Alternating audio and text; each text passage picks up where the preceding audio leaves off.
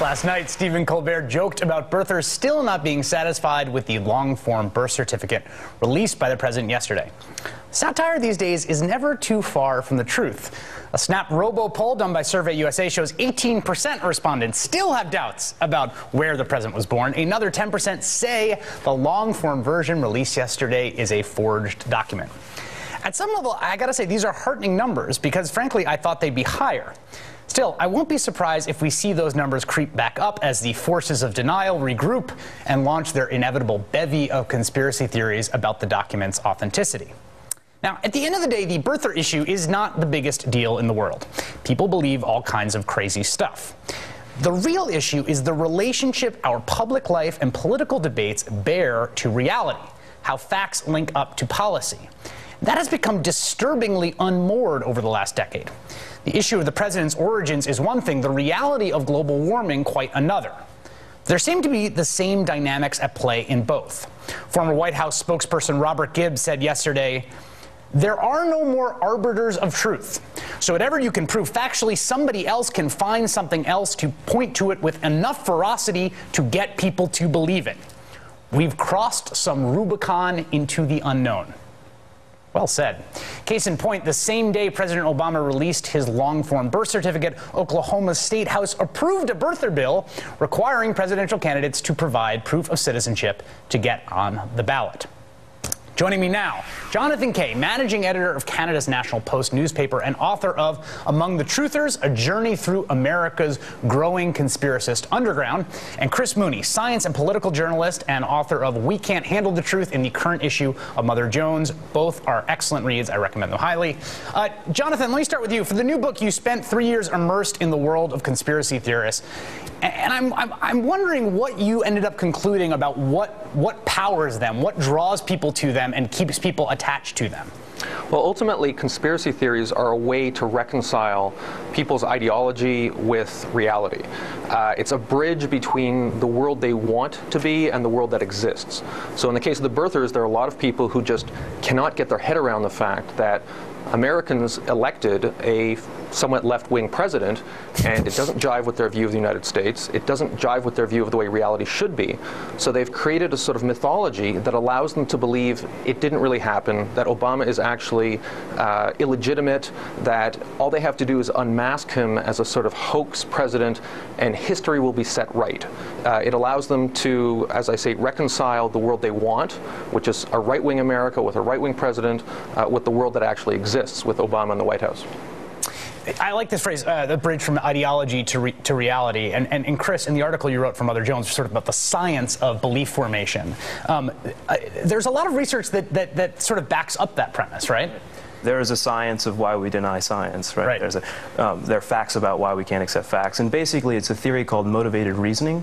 And what it does is it takes modern neuroscience and shows how our processes of reasoning are actually driven by emotion, and we make up our minds subconsciously before we're even actually consciously thinking what we think, and then we're down a path and we're already rationalizing. Right, and so then the rational thought is actually this sort of retroactive construction. So here's the question I have for both of you.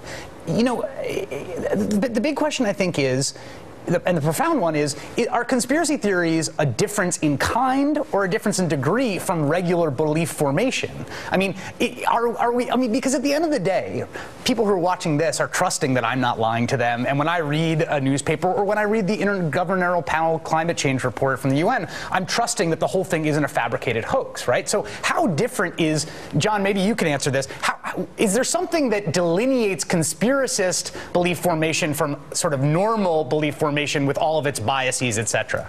Yes, there is, and that is the fact that if you take a normal rational person and you give them contrary evidence to what they believe, they will re-examine their original hypothesis.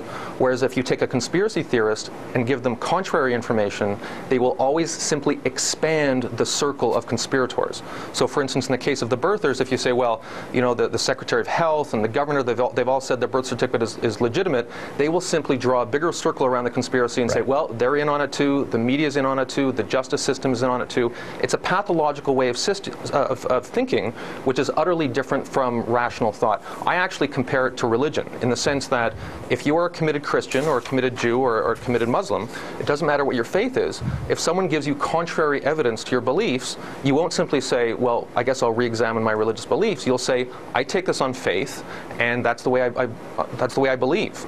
Conspiracy theories, in many ways, is sort of a religious faith for a secular age.